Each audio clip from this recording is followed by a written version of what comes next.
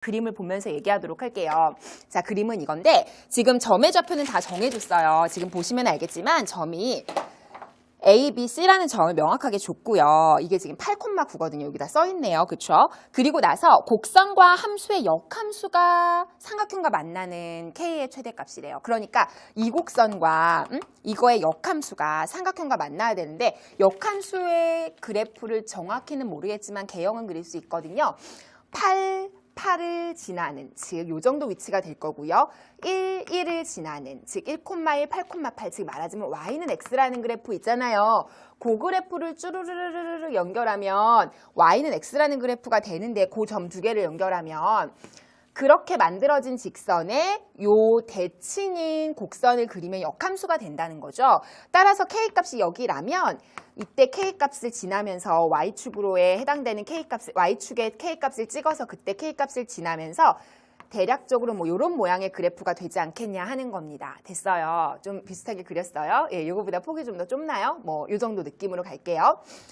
어쨌든 이런 그래프가 되는데 이 상황이라면 어쨌든 이 노란색으로 그린 삼각형과 만나고 있는 거죠. 이해가 가죠? 그런데 만약에 극한 상황이 돼서 이 함수 자체가 이렇게 멀어져 갔어요. 뭐 전체적으로 이렇게 멀어져 갔어요. 이렇게 K값이 여기에 찍혀가지고 그러면 역함수도 K값이 한없이 올라갈 테니까 뭐 이렇게 올라가서 뭐 이제 이런 식으로 가겠죠. 그러면 뭐 만날 수도 있고 안 만날 수도 있고 뭐 아무튼 이런 상황이 될 거란 말이죠. 요거에 대칭을 시키면. 근데 우리는 만나고 싶어야 돼요. 요쪽도 만나고 싶고 요쪽도 만나고 싶고. 무슨 말인지 아시겠어요? 네. 따라서 이 그래프를 이제 이게 처음에 좀 어렵게 느껴지겠지만 만나고 싶다라는 것만 잘 해석하면 돼요. 우선은 y는 fx가 이 삼각형과 만나고 싶어 하려면 마지노선으로 k는 어디까지만 가야 되는지를 먼저 생각해 보는 거죠. 그 다음에 또 별개로 역함수, 대칭을 시켜가지고 한 요 역함수가 f 인버스 함수가 또 요 삼각형과 만나고 싶어. 그러려면 또 마지노선으로 어떤 점을 지날 때까지만 가능해. 요거를 이제 판단하는 거예요. 그러면 만약에 이제 이 아랫부분을 생각한다면 적어도 이렇게 옮겨가다가 B점을 지나는 순간까지는 오케이인데 그거보다 더 많이 가게 되면 안 만나게 되는 거죠. 그러면 안 되는 거잖아. 그래서 B점, 말하자면 B점은 7,1이거든요. 요 점을 지날 때까지는 excuse가 되는 거예요. 괜찮다는 거죠. 그런데 요거 이후로는 안 돼요. 그러니까 요걸 지날 때의 K값 있죠. 그때 K값을 구한 다음에 그 값보다는 아래쪽으로 내려가면 되죠. 요거보다 밑에는 되는 거니까. 이해가 가요? 그래서 그것보다 작거나 같은 값들을 허용해 주면 돼요. 제 말 알겠어요? 그럼 요거부터 먼저 계산할게요. 그러면 7,1을 지난다고 했으니까 이 그래프의 이름은요. fx는 루트 x-k거든요. 그러면 7,1을 대입하면 1은 루트 7-k잖아요. 그러니까 1은 7-k가 돼서 k는 6이 되는 거죠. 그러니까 k값은 6보다는 작거나 같아지면 요 마지노선보다는 왼쪽으로 그리는 거니까 요 삼각형과 반드시 만날 수밖에 없는 구조가 되는 거예요. 자, 그 다음 두 번째도 한번 판단해 볼까요? 그렇다면 역함수의 상황도 보시면요. 이 역함수는 어느 점을 지나야지 요 삼각형과 만나는 마지막 마지노선이 되겠어요? 그렇죠. 요 점이겠죠. A점.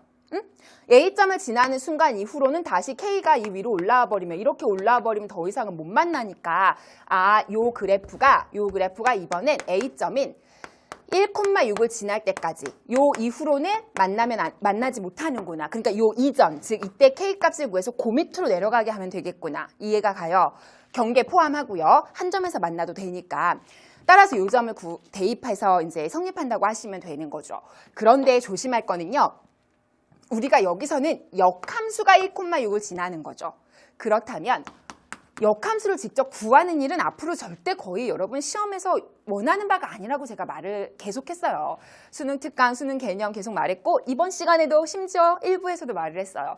이 경우도 역함수를 직접 구하는 게 아니고 그렇다면 y는 fx가 반대 6,1을 지나도록 한다 a-라고 생각하고 요 때를 마지노선으로 한다라고 생각하면 똑같은 의미죠. 역함수가 이걸 지난다는 건 원래 함수가 요걸 지난다는 거랑 똑같은 의미라고요. 따라서 이거의 값을 구하시면 돼요. 이때의 K값을. 그러면 6,1을 fx에 또 대입하면 1은 루트 6-k가 되는 거예요. 그러면 6-k가 1이니까 이번에 K값은 5가 되는 거죠. 무슨 말인지 알겠어요? 따라서 이때 K값은요. 5보다 작거나 같으면 되는 겁니다. 그래서 1번 케이스와 2번 케이스를 따져보면 1번도 만족해야 되고 2번도 만족해야 돼요. 왜? 원래 그래프도 삼각형과 만나야 되고 역함수도 삼각형과 만나야 되니까 둘 다 만족해야 만나는 거니까 그렇다면 요거 두 개 겹치는 부분을 구해야겠죠. 그래서 6보다 아래, 5보다 아래. 그러니까 5보다 아래가 겹치는 부분. 따라서 정답은 5보다 작거나 같아. 이게 되는 겁니다. 됐습니까? 따라서 문제의 정답은요. 이때 최대값은 5라고 해서 2번이 되는 거죠. 하실 수 있겠어요? 좋습니다. 15번 문제가 얼핏 보면 여러분 어렵게 느낄 수 있어요. 이런 것들 때문에 아마 시간을 많이 잡아먹었을 수 있어요.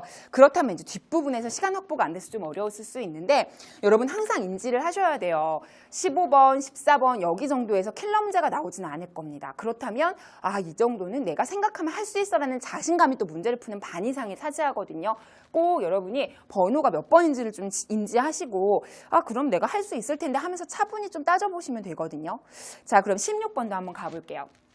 자, 우리가 이제 전통적으로 이런 증명 방법 혹은 이제 논리적 추론 문제라고 보통 얘기를 하죠. 그래서 빈칸을 채우는 문제들이 시험에 계속 매년 나왔어요. 근데 작년에 비해서 이제 매년 나오던 유형의 기출문제